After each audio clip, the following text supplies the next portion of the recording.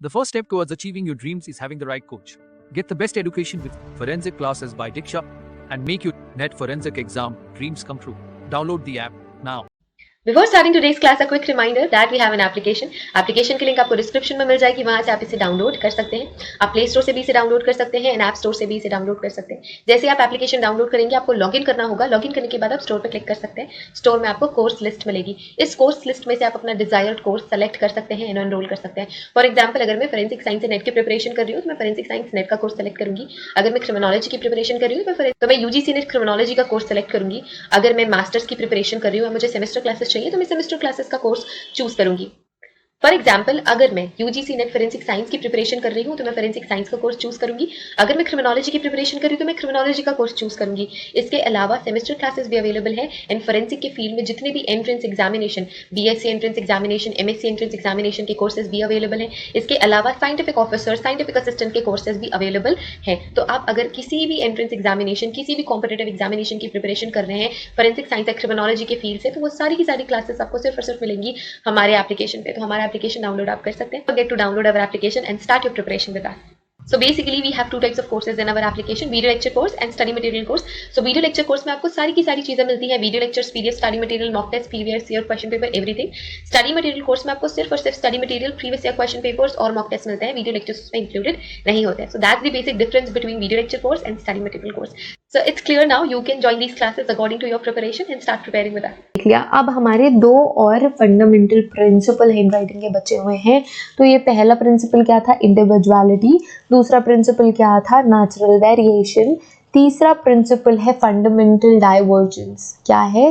Fundamental divergence. जो मैंने बताया था ना कि इनिशियल स्टेजेस पे अगर आपकी मम्मा आपको लिखना सिखा रही है या अगर आपके पापा आपको लिखना हुआ सिखा रहे हैं, आपके जो इनिशियल बिल्डिंग ईयर्स जब आप स्कूल जाते हैं, तो जो टीचर्स की हैंड राइटिंग है वो आप पे बहुत इन्फ्लुएंस होती है, क्योंकि उनकी ही हैंड राइटिंग देख के आप लिखना सीखते हैं.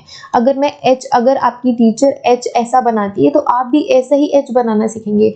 अगर आपके पापा एच ऐसा बनाते हैं तो आप उनको देख के ऐसे ही एच बनाना सीखेंगे. अगर आपकी टीचर ए ऐसा बनाती है, अगर आपके फादर ए ऐसा बनाते हैं तो आप ए ऐसा ही बनाएंगे. अगर आपकी फ्रेंड के फादर या मदर या जो भी इनिशियल बिल्डिंग ईयर्स में जिस भी पर्सन ने उसे लिखना सिखाया है, तो अगर ए ऐसा लिखना सिखाया तो ऐसे ए ही वो बनाएगी. ठीक है. मेरे साथ खुद ऐसा हुआ है. मैथ्स जब हम पढ़ते थे तो मेरी एक मैम थी, वो मैथ्स की बहुत अच्छी इंटेलिजेंट मैम थी, टीचर. तो वो मैं पहले पाई होता है ना मैथ्स का, मैं पाई पहले ऐसा बनाती थी. पाई बनाना तो मैं ऐसा बनाती थी. बट उनकी क्लास जब उन्होंने क्लास लेने लगी, वो पाई ऐसा बनाती थी. ये फिर मुझे लगा कि ये वाला पाई तो थोड़ा प्रिटी है, मेरी हैंड राइटिंग अच्छी होगी, तो फिर मैंने ऐसा पाई बनाने लग गया. और अभी भी जब मैं पाई बनाती हूँ तो मैं ऐसा ही पाई बनाती हूँ. तो ये डिफरेंस आता है कि जब भी आप जिसे भी देख कर लिखना सीखते हैं, उनका इन्फ्लुएंस आपकी हैंड राइटिंग में हमेशा रह जाता है. और यही क्या होता है? यही हमारा थर्ड प्रिंसिपल, फंडामेंटल डाइवर्जेंस. क्या है? Fundamental divergence. ये हमारा थर्ड प्रिंसिपल है. ठीक है. The identification of common source of two handwriting. तो आप ये बता सकते हैं कि आपकी किसी दो हैंड राइटिंग का कॉमन सोर्स क्या है.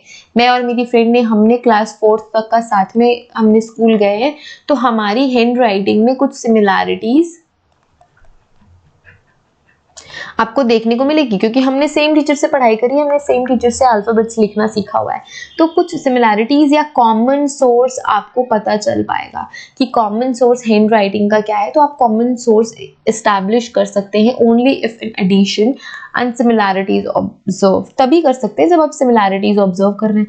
आप मेरी और मेरी फ्रेंड की हैंड राइटिंग में सिमिलैरिटीज ऑब्जर्व कर रहे हैं तो आप कॉमन सोर्स पता लगा सकते हैं. अगर सिमिलैरिटीज नहीं है तो कॉमन सोर्स का पता तो नहीं चल पाएगा. There are no fundamental divergence. अगर सिमिलैरिटीज ऑब्जर्व कर रहे हैं तो वहां पे कोई भी फंडामेंटल डाइवर्जेंस नहीं. अगर सिमिलैरिटीज नहीं है तो वहां पे कोई भी फंडामेंटल डाइवर्जेंस नहीं है. सॉरी. ठीक है. अगर किसी भी दो पर्सन में कोई भी सिमिलैरिटीज नहीं है तो फंडामेंटल डाइवर्जेंस नहीं होगा. General similarities are found in person having been to the same school. जैसे कि मैंने बोला कि अगर सेम स्कूल में किसी पर्सन ने एजुकेशन ली है, मैं और मेरी फ्रेंड, मैं और मेरी 4 अलग फ्रेंड, तो हमें कोई कॉमन सोर्स आपको देखने को मिलेगा, कोई सिमिलैरिटीज देखने को मिलेगी अंडर द फंडामेंटल डाइवर्जेंस वाला प्रिंसिपल, और they are being the member of same family. तो सेम फैमिली के मेंबर है, फॉर एग्जांपल मेरे भाई की और मेरी हैंडराइटिंग समवेयर कुछ सिमिलर होगी क्योंकि हम सेम फैमिली से बिलोंग करते हैं, या फिर हमने सेम स्कूल से पढ़ाई करी है, सेम टीचर्स ने हमें लिखना सिखाया है। तो फंडामेंटल डाइवर्जेंस के अंदर कुछ सिमिलैरिटीज आपको देखने के मिलेंगे। For example handwriting of sons and fathers, S में काट दीजिए, सन एंड फादर। तो बेटे और बाप की हैंडराइटिंग में सिमिलैरिटीज देखने को मिलेगी, बेटी और बाप की हैंडराइटिंग में सिमिलैरिटीज, बेटी और माँ के, बेटे और माँ के। तो कोई भी फैमिली का कोई भी मेंबर, उनकी हैंडराइटिंग में सिमिलैरिटीज आपको देखने को मिलेगी। ब्रदर्स एंड सिस्टर्स, आपके भाई बहनों की हैंडराइटिंग में आपको कुछ सिमिलैरिटीज, मैं ये नहीं कह रही हूँ कि हैंडराइटिंग सिमिलर होगी, कुछ सिमिलैरिटीज, कुछ चीजें आप ऐसी पकड़ सकते हैं जो कि सिमिलर होगी, जो कि हमें कॉमन सोर्स पता लगा सकते हैं। मदर्स एंड डॉटर्स, ये तो मैंने बोल दिया, मदर्स एंड डॉटर्स या मदर डॉटर की भी हैंडराइटिंग सिमिलर हो सकती है। When the writings are closely examined, many basic differences which allow individualization of the handwriting are discovered.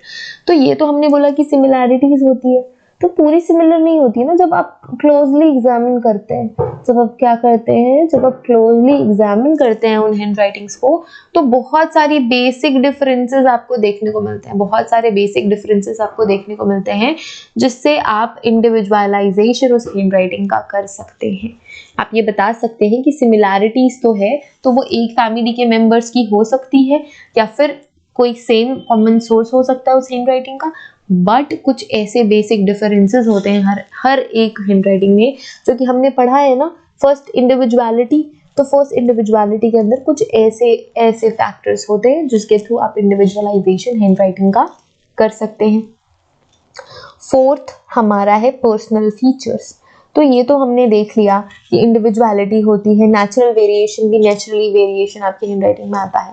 Fundamental divergence होता है कि आप जिस एनवायरनमेंट में रहे हैं, जिन्होंने भी आपको लिखना पढ़ना सिखाया, उनकी हैंडराइटिंग से आपकी हैंडराइटिंग सिमिलर हो सकती है।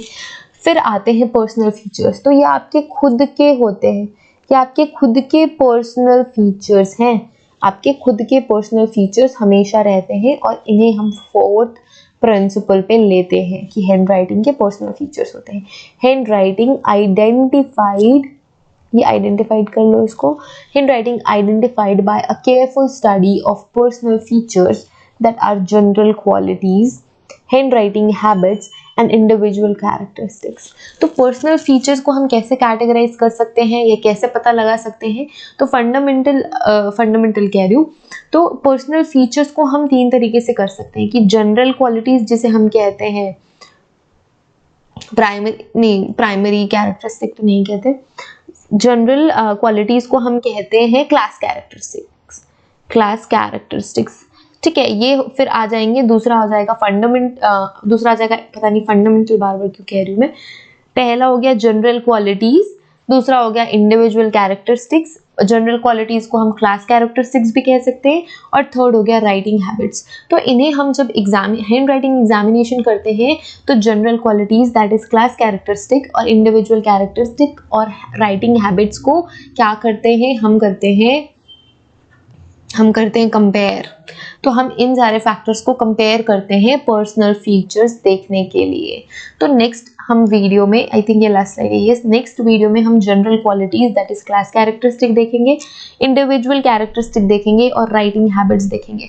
तो ये थे 4 important fundamental principle of handwriting. तो fundamental principle of handwriting यहाँ पे कंप्लीट होता है। तो हैंड राइटिंग हमने देख ली कि what is hand writing important क्यों है और इसके क्या इंपॉर्टेंट प्रिंसिपल्स हैं, individuality, natural variation, fundamental divergence and personal features. तो पर्सनल फीचर्स जब आप एग्जामिन करते हैं तो आपको क्लास कैरेक्टरिस्टिक्स देखने होते हैं, जिसे हम कहते हैं जनरल क्वालिटीज, आपको इंडिविजुअल कैरेक्टरिस्टिक देखने होते हैं, कंपेयर करने होते हैं, और आपको राइटिंग हैबिट्स कंपेयर करने होते हैं और देखने होते हैं। तब ये सारी पर्सनल फीचर्स हर एक पर्सन की हैंड राइटिंग में होती हैं, कि कुछ जनरल क्वालिटीज होगी, कुछ इंडिविजुअल कैरेक्टरिस्टिक होंगे, इंडिविजुअल क्वालिटीज होगी, और उस पर्सन की कुछ एक इंडिविजुअल राइटिंग हैबिट्स होगी, जो कि सारी मिलके उस पर्सन की पर्सनल फीचर्स बनाती है। तो ये हम नेक्स्ट वीडियो में देखेंगे। तो आई होप आपको ये लेक्चर समझ में आया होगा।